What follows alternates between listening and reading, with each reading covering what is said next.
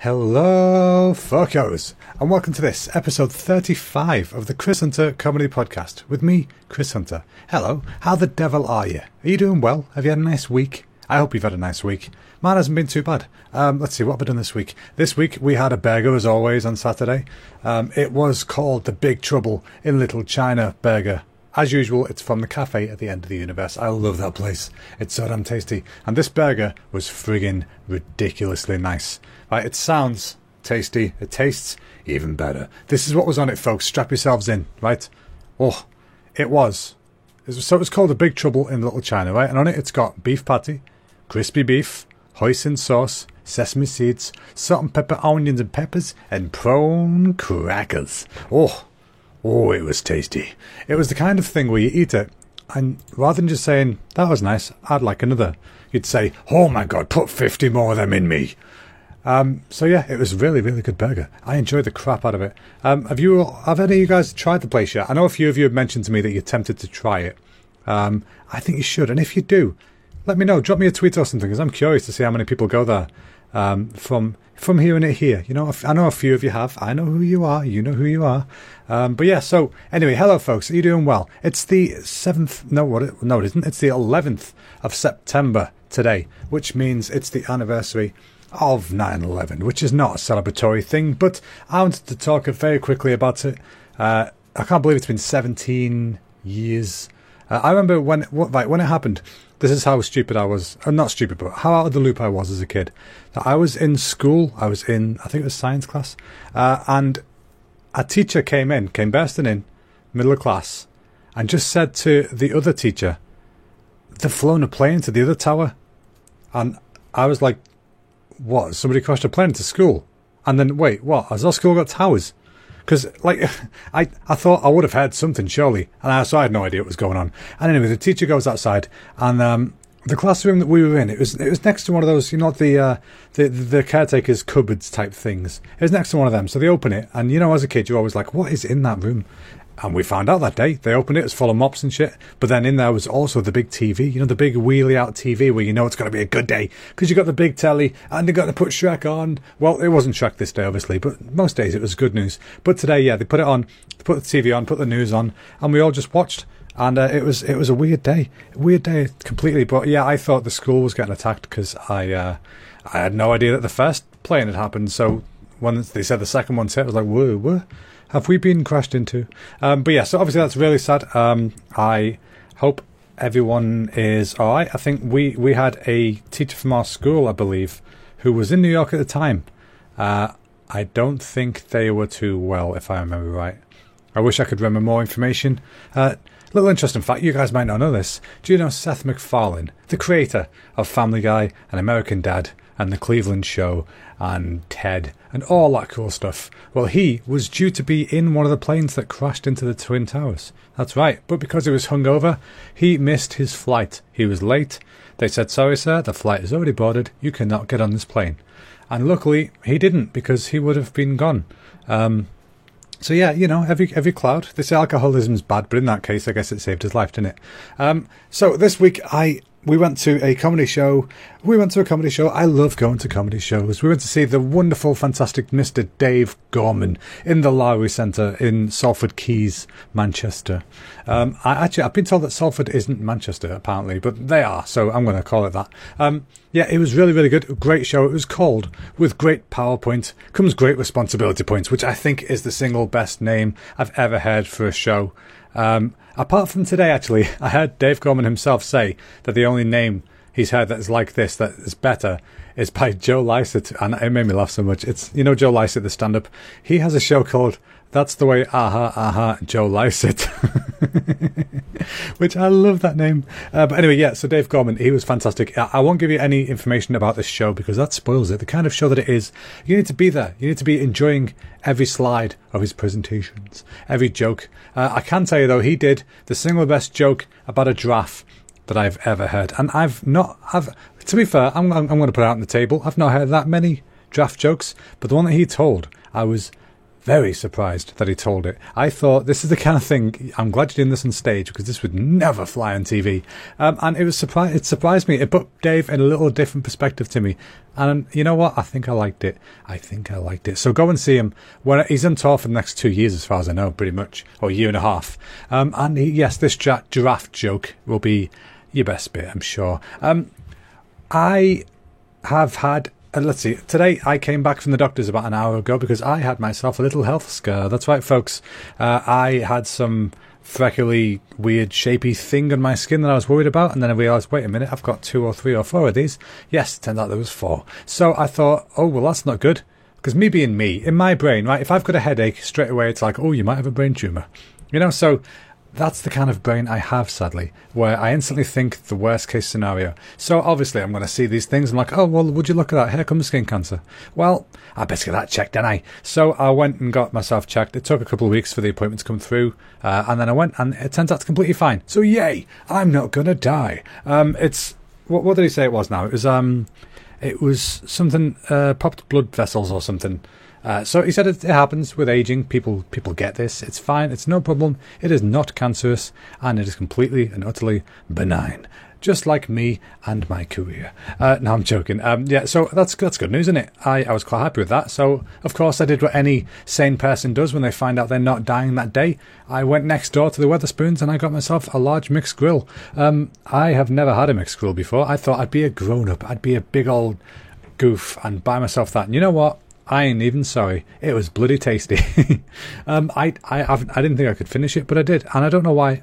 Well, I know why I had it. Obviously, I've been stressed out all day. You know when you've got something playing on your mind, and it's the only thing you can think about. I had that all day, constantly, and things were playing up a bit of work as well. So, you know, I've had a busy day, mentally. So I needed a release. I was like, you know what? Food is my friend sometimes. It's not a good thing, but I got a mixed grill and it made me happy. It'll make me sad tomorrow when I'm like, oh, you fat bugger, why did you have that? But you know what? That's just how it is. Speaking of work, there was an interesting email went around before, which I won't give you too much detail about because I'm not allowed to give information about specific emails and work. But I thought that the subject of this one was quite funny. Somebody in work had decided though they hadn't decided, I guess, they'd had, shall we say, an accident in the bathrooms, and they hadn't cleaned it up. They hadn't even told anybody that the accident had happened to go and clean it up. So there was an email around saying, look, if you've got an accident, let us know. It's disgusting if you don't, and we can't clean it if we don't know about it. So they're closed. Toilets are closed right now whilst we go fix that. Also, it was like an also, whilst I'm here, like email. It said also, please note that the sanitary bins are for sanitary products only. It is not for yogurt pots, banana peels, or tissue papers. My God, guys, did you hear that last bit over there? Bananas and yogurt pots. What in the sweet hell has somebody been doing in there with yogurts and bananas? I can only think of one of two things these people have been doing, right? They've either been experimenting sexually with a banana and they thought, you know what, this needs some more... What is this? I know, this needs some sort of dairy-based lubricant. So they've got the yogurt, maybe, I don't know, or maybe they've followed some sort of goofy old wives' tale and they've had a certain kind of infection and thought, wait a minute, yogurt's supposed to fix that. But wait, I don't have an organic applicator. Aha, banana. You know, so I don't know what they were thinking. I have no idea why that was a situation, but that is what happened. And that made me giggle a little bit. That did brighten my day a little bit. Speaking of brightening my day, something old school happened. I went back to the car, and when I was walking I left a bit earlier than normal because of the doctor's appointment, which meant that I was leaving at the same time that there's like school kids hanging around the park and stuff, which there isn't normally. And I witnessed, I experienced my first little bout of schoolyard bullying for the first time in like 20 years. It was so funny. I can see it now as just something kids do, and it was funny. I walked past and there's about 6 or 7 school lads there, and I could see them, you know, I wasn't, approaching them like, hey kids, how you doing? None of that. I was walking past to go to my car, but I could hear them. And I could just hear him muttering, just little bits of that. And then I heard 2 words that I thought, I know what's coming. So it was like, slaphead. Like, wait a minute, I heard the word slaphead just there. And sure enough, I walked around the corner. I was going to say behind the bushes. That makes it sound really creepy. The car park is behind bushes. So I walked into the car park and I heard a little giggle, and then I heard Slaphead! I thought, beautiful. I've not been called a slaphead yet. That's the first time. And then I went back to the car and I was setting everything up, and I've got like a dash cam and stuff. So I was doing setting all that stuff up, and I took a bit longer than normal. I checked my emails on my phone and whatnot. So I was there for a couple of minutes. It'd been a day. I was having an unwind. I was having a stop for a second. So, and then I pull out the car park, and I saw the lads in like the middle of the field further along. It's like, okay, they've cleared off now. And then I saw there was 2 lads still in the old place, and I had to admire their commitments, because as I was driving past, one of them started, he noticed I'd finally driven past it. They'd been waiting for me to come back to give me a bit more flack, and he looked at me and started slapping his head. And I thought, you know what, I'm not even mad. I appreciate the commitment that guy put into that gag. Good on you, sir. Good on you. That did actually brighten my day, weirdly. It shouldn't have, but it really did. Anywho, we'll be back in a moment after a little chitty chat from our sponsors. Oh, do you want to experience what it's like to chat up some hot alien women? Just hop onto the next Virgin Galactic flight to the Red Planet and come to the Mars Bar.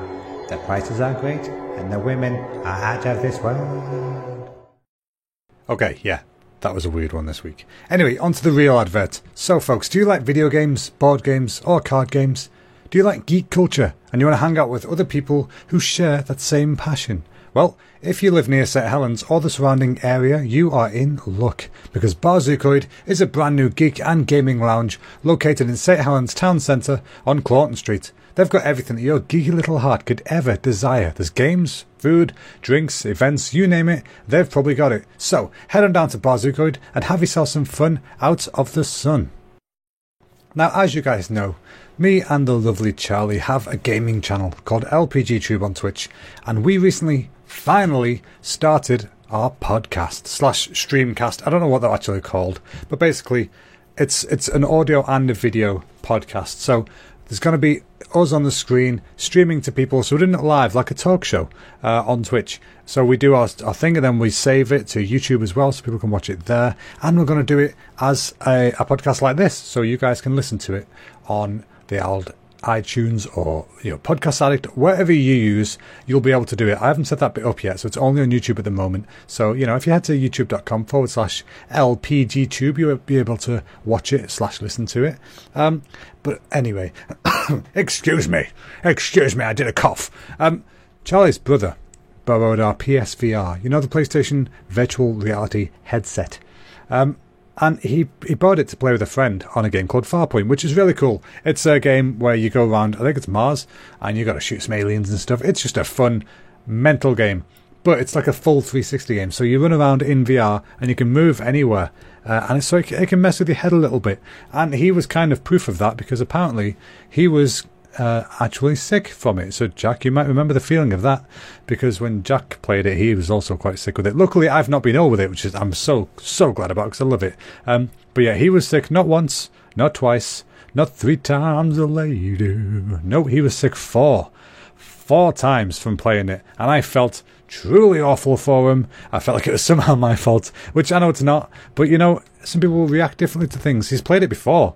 We took it round to his, and he played Until Dawn Rush of Blood. But I think the difference is in that game, right? In that game, he sat down on like a little mini roller coaster thing in a fairground, and he got to shoot clowns and targets and whatnot.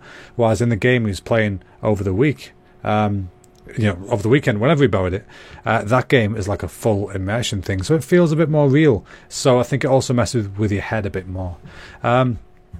But yeah, so I felt awful about that. So he brought it back pretty sharpish after that. As we said, he could have borrowed it for ages if he wants. But no, obviously, if you haven't had a good reaction to it, it's probably best if you don't play it for a while. So some people find it easier if you ease yourself into the PSVR. That is quite an intense game, so it's probably not the best bet if you've not played it that much, I guess. But anyway, I got a couple of questions to answer this week, folks. So remember, if you guys want to ask me any questions, you can contact me on any of the social medias. I'm on there. I'll give you the information in a minute. But first, I want to answer this week's question. So we've got the question, how do you pronounce Greenall's as in the bakery?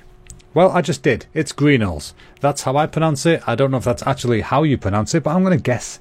It is, because it looks like it says Greenall's to me, so that's what I'm going to say. And also, what inspired you to do stand-up comedy? Well, I have always wanted to do stand-up. I've always wanted to do some kind of performance / entertaining, but I've always been quite the introvert up until my sort of late teens, well, no, mid-20s, I'd say, actually. Mid-20s, I took a turn. I took a turn. That sounds like I was about to die. I had a change.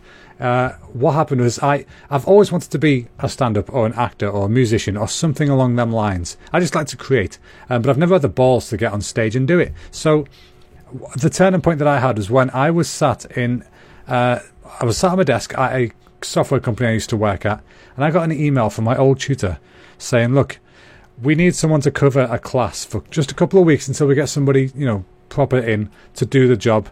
And I thought you'd be suitable for it. Do you want to do that job for a couple of weeks? And I was straight away, my introverted me was replying already. I was halfway through the email saying, oh, thanks for thinking of me, but no, it's not for me. I'm not confident enough to do that kind of stuff and whatnot. And something in me just said, wait a minute, this is your chance. That's a small audience. You'll get used to talking to people you don't know in groups. So just do it.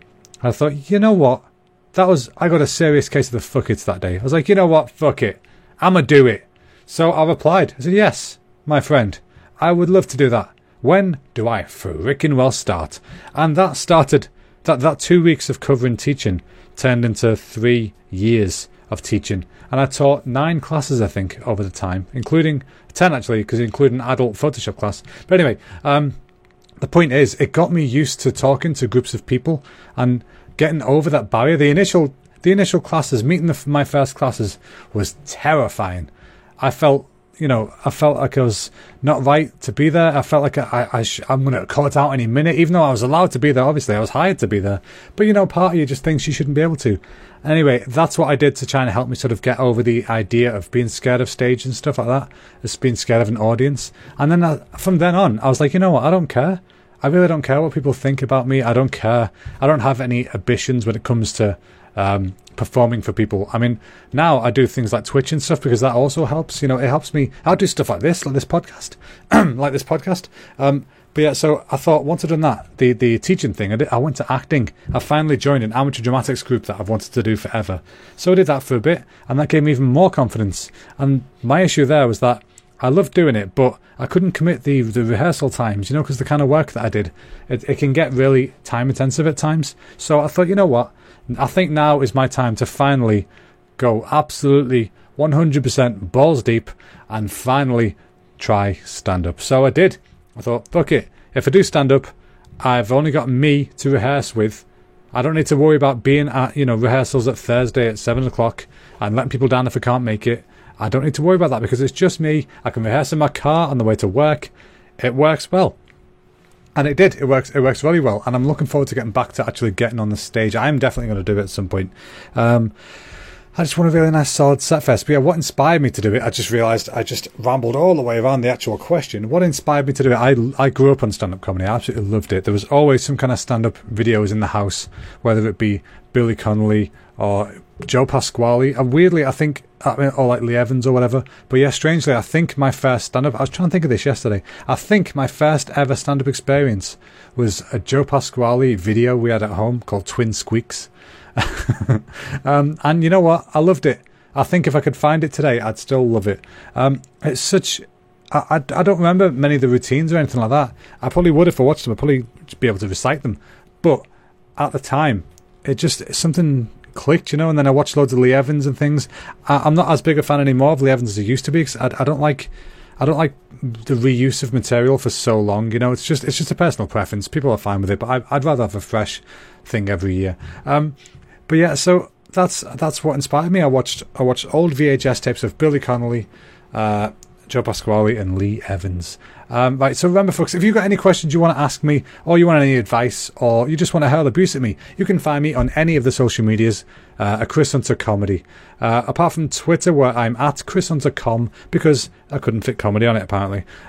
So yeah, that's, I think, my recommendation for this week. I recommend a podcast for you called Go Lurk Yourself. It's by Crunky and Cherry TV on Twitch. They are awesome people. They have an awesome podcast. It's about Twitch streaming and Twitch streamers and stuff like that. I listened to their latest episode with General Chaos when he made his big return, and it was a great episode. Very, very inspirational to listen to. Chaos has got a cracking work ethic, and he is going to be big. He's going to make it. He's going to be the next Dr. Disrespect in no time. So yeah, folks, thanks a lot for listening. You've all been awesome and beautiful as always. And if you like what you've heard, do me a favour. Just do us a little solid. Give me a bit of a review on iTunes or whatever podcast app you use. Give me a star rating, whatever you want to do, or subscribe. It's up to you. Tell your friends. That's very beneficial to me. So anyway, thanks a lot, folks. You've all been awesome. I will see you all next week. Bye-bye now.